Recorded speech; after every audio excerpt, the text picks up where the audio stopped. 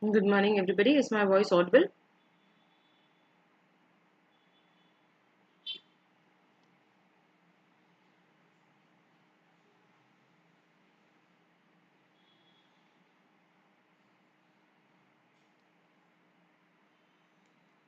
Just let me know if you're able to hear me.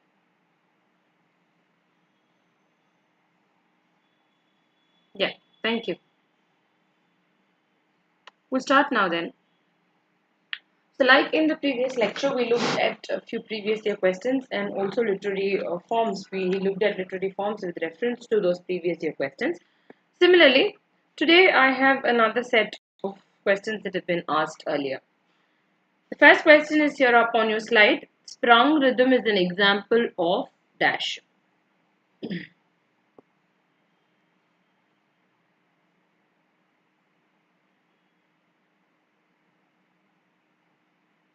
Sprung rhythm is an example of.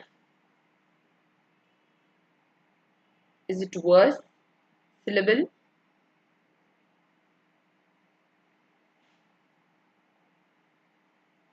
stress, meter? What is it?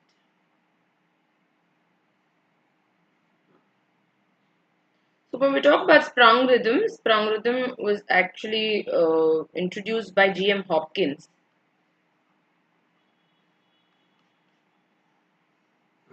Yeah, sprung rhythm is an example of meter.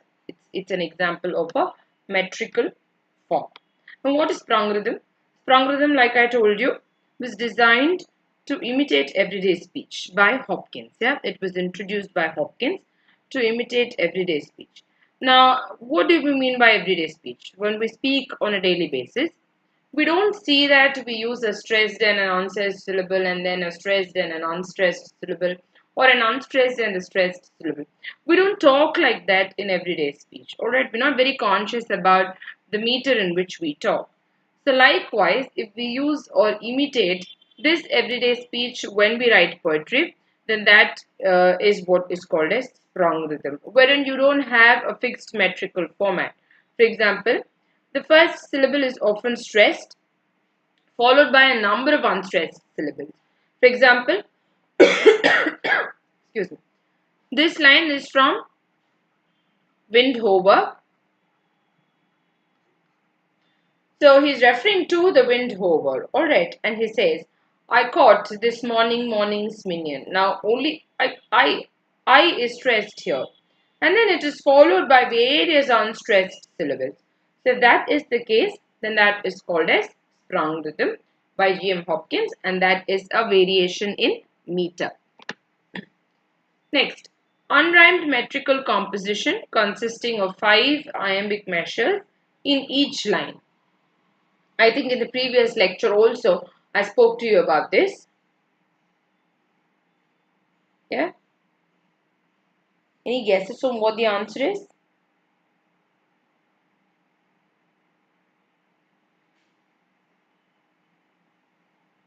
Yes, very good. The answer is blank verse.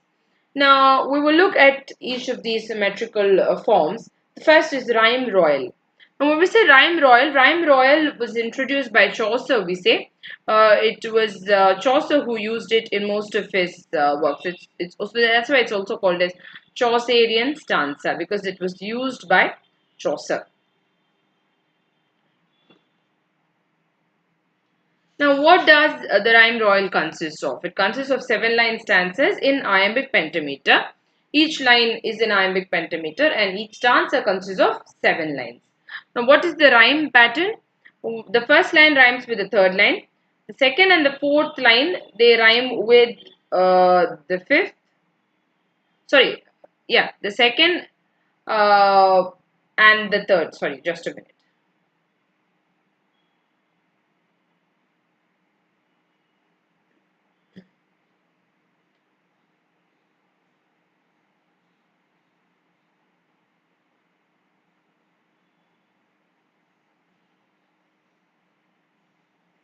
Yeah, so the first and the third line they rhyme. 1 and 3 they're rhyming. Alright. Likewise, 2, 4 and 5 they're rhyming. Likewise, 6 and 7 they're rhyming. Alright. 1 and 3, 2, 4 and 5, and then 6 and 7. This is how the rhyme scheme goes. So that is rhyme drawing. The next thing is blank verse. The blank verse is actually the poetry that has no rhyme scheme but follows a regular meter. When there's no rhyme scheme and it follows a regular meter, which is an iambic meter, iambic pentameter most often, and there's no rhyme, but there's meter, but there's iambic meter, pentameter, then that is called as blank verse. If there's no rhyme and no meter, then that is free verse. Alright, if there's no rhyme and no meter, then that is free verse. If there's no rhyme and iambic pentameter, then that is blank verse. Alright. The next is Spenserian stanza. We're looking at the options one by one. Spenserian stanza is something that was followed by Edmund Spenser. So, an example of this is the Faerie Queene. The Faerie Queene by Spenser is written in the Spenserian stanza format. So, what does it contain? It consists of 9 lines. 9-line stanzas. Each of these stanzas consists of 9 lines. And the 8 lines, the first 8 lines are in iambic pentameter, wherein the 6th line is in iambic hexameter. Alright. Now, this 6th line, what is it called? It is called as the Alexandrine. 6th line is called as the Alexandrine. And you have 8 iambic pentameter lines in the stanza. So, 9-line stanzas, wherein 8 lines are in iambic pentameter. And the last line is in iambic hexameter, and that is called as Alexandrine. Alright. Moving on to the next question. He is a citizen of no mean city. Now, you have to tell me what figure of speech is employed in this particular sentence. He is a citizen of no mean city. Yeah, these are not very common figures of speech. For example, we commonly use simile, metaphor, personification. All these are commonly used ones. And here you have tautology, prolepsis, litos, and periphrasis. Now, I want you to mention if this sentence has any of them. Yeah.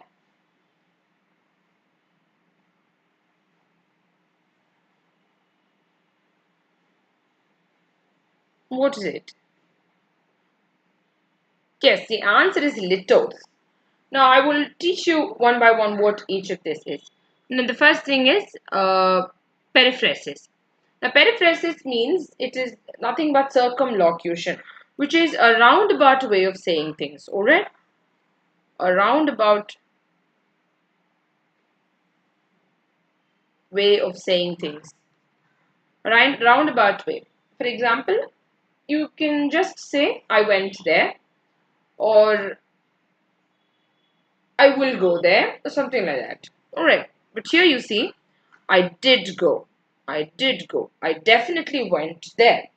So that is extra emphasis, of course. But that is a roundabout way of saying things. Alright, I did go.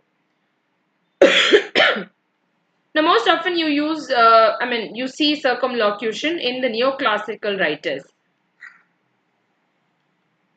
Neoclassicism, they used a lot of circumlocution, wherein they drag an idea for about 3-4 lines or even for a stanza, and then they come back to the point. Now, that is circumlocution. Alright, you see this in The Rape of the Lock by Alexander Pope as well. The next is tautology. Tautology is saying the same thing twice in different words. Alright, you say the same thing twice in different words. We arrived one. Now, they arrived one after the other itself means they came one after the other, right? So, this is nothing but repetition. They arrived one after the other itself is sufficient. Yeah, you don't have to use this. You don't have to say in succession. You necessarily don't have to say this. But then if you say this, then that is tautology because you're using two various words to mean the same thing. Yeah. The next is litot, which is the answer. Now, litot is nothing but a negation to show a contrary. He wasn't half bad. Means he wasn't half good as well. Yeah. So you're actually talking about two contrasting things. Excuse me. And you're using this simply to show emphasis.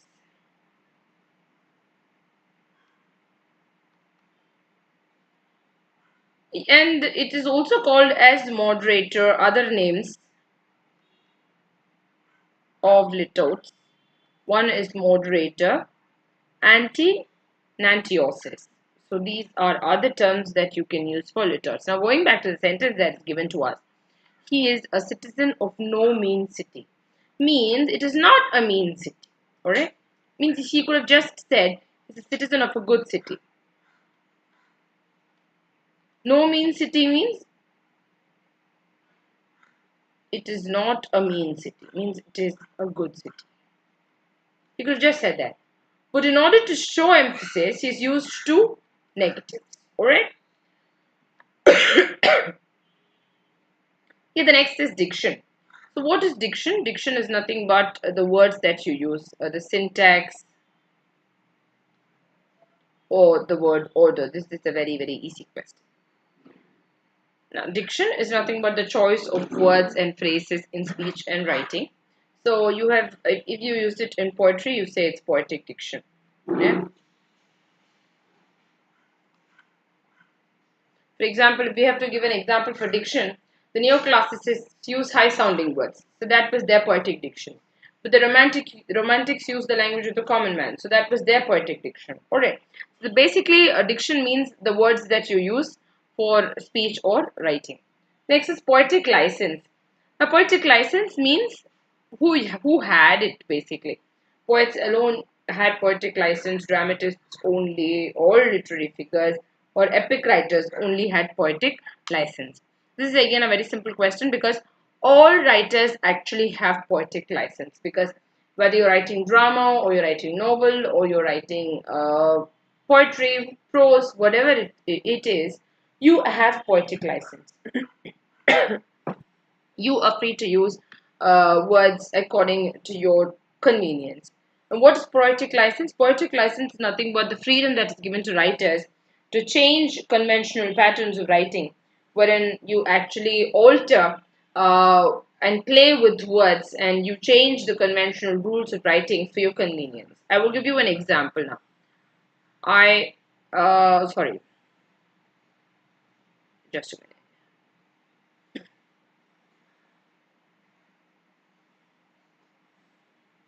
Yeah, 10,000 saw I at a glance. Now, this is a sentence that you have. Now, if we were to talk about an ordinary grammatically perfect sentence, what would that be? That would be I will be in the first place. Then you will have saw, and then you will have 10,000, and then finally at a glance. I saw 10,000 at a glance. Means he's referring to the daffodils. This is a line from Daffodils by William Wordsworth. 10,000 saw I at a glance, meaning I saw 10,000 daffodils at a glance. We're giving this sort of a freedom to Wordsworth simply because it would sound more poetic to the ears. Yeah, he's using this to make the entire statement more poetic to the ears. He doesn't say I saw 10,000 daffodils at a glance, then that would become prose. Alright, that would become ordinary speech, ordinary language. But he chooses to say it this way, 10,000 saw I at a glance. And that is poetic language. And that is poetic license, because writers have this freedom to change or alter conventional rules of writing, because traditionally we say a sentence should start with the subject. Yeah, but then here he is putting subject at after the verb, which is not ordinary. It's not conventional. It's not grammatically correct. But then poets have this license to do it. And that is why this is poetic license. And this, yes, of course, you can also call this inversion. Poetic license allows you to change the order. And changing the order is called as inversion. Alright. So poetic license gives you that freedom to use inversion in your writings. Yeah.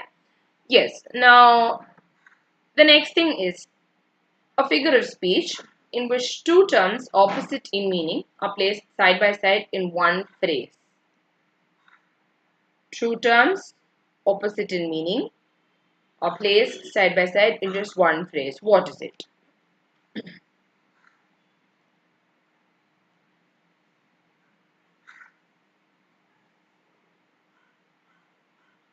Oxymoron?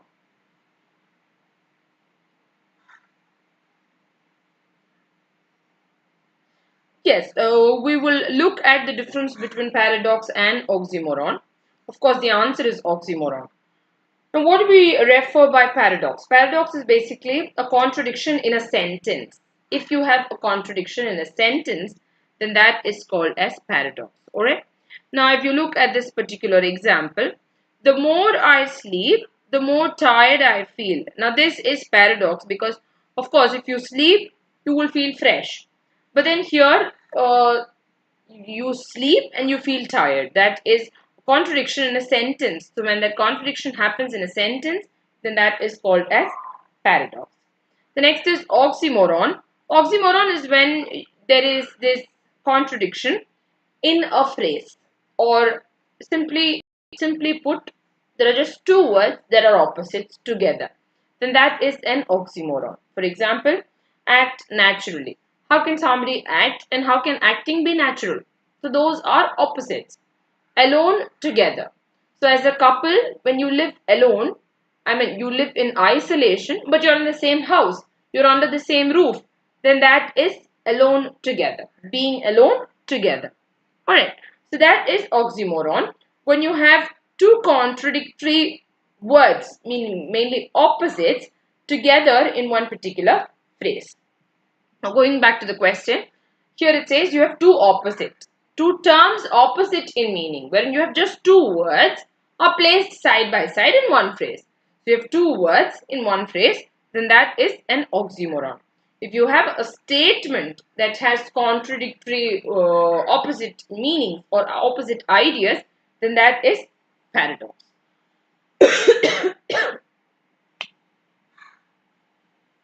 Alright, the next is sarcasm.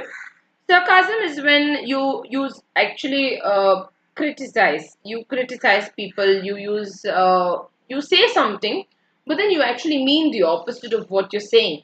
Then that is sarcasm. So sarcasm is again the next option that was given. An antithesis. Antithesis is wherein you have contrasting ideas in a sentence or in a phrase. Now, if you can type it down quickly, what is the first line of A Tale of Two Cities by Charles Dickens? What's the first line?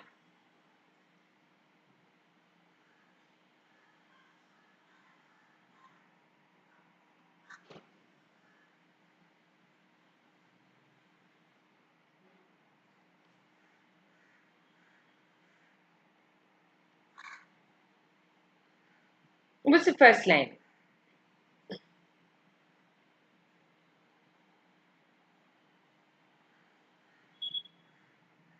You don't have to type the entire sentence, at least the beginning will do.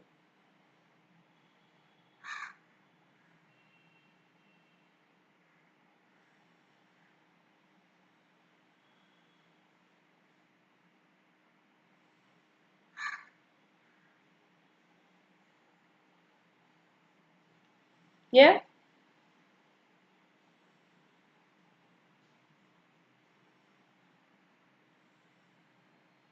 Yeah, the first line is it was the best of times.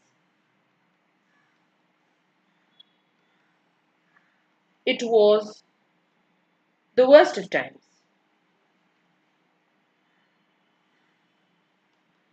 Now, these are two opposing ideas in one particular sentence. You say it's the best and it is also the worst. Now, basically, Charles Dickens uses this sentence, this sort of an expression, an antithesis at the beginning to simply show how both London and Paris are undergoing tumultuous, it was a tumultuous age for London and Paris because of French Revolution and so on. So basically, to talk about how tumultuous the period was, he uses this sort of an antithesis. Alright. So that is antithesis, wherein you use contrasting or opposing ideas in the same sentence or phrase. Alright.